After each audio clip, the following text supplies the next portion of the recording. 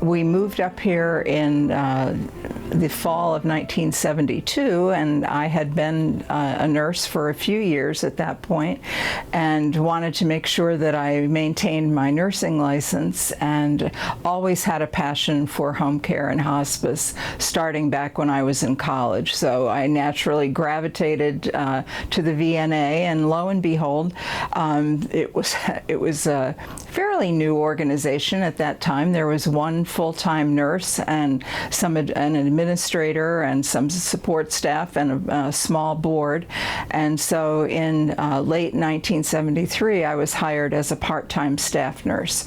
In 1979, I became director of home care and hospice and maternal and child health. And in that interim, that initial full-time nurse had retired, and we hired a young, energetic and vibrant woman named Tanya Wilkie, and she came on board. Tanya had a very strong pediatric background, and so she was eager to get the VNA involved in some pediatric care.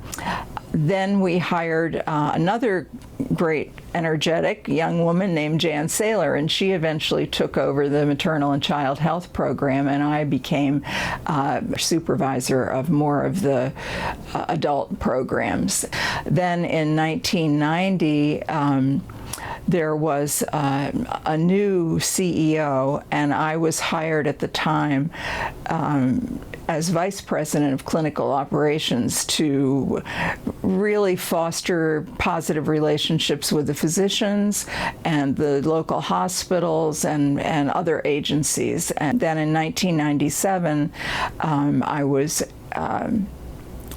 approached by one of the board members to become CEO, and I was CEO from 1997 to 2008. Well Child Clinic, as I mentioned, evolved because there was a need in the community. And I guess just backtracking for a second, one of the things that I think is most outstanding about this agency is that both the board and the staff have continually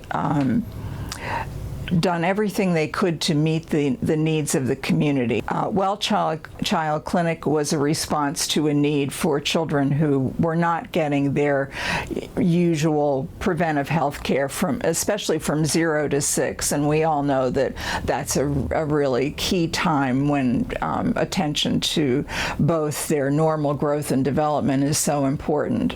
Another example of evolving to meet the needs is the Good Day Respite program, and that's meant to help give some relief to families who are caring for loved ones suffering from Alzheimer's disease and other types of dementia, and that can be terribly stressful on the caregivers. So we began the Kearsarge Good Day Respite program, and that has now expanded up into the Upper Valley locations as well. Wow, what a great organization that has been built around the passion and love of so many.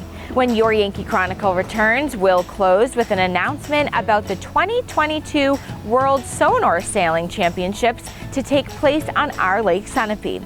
So please stay with us.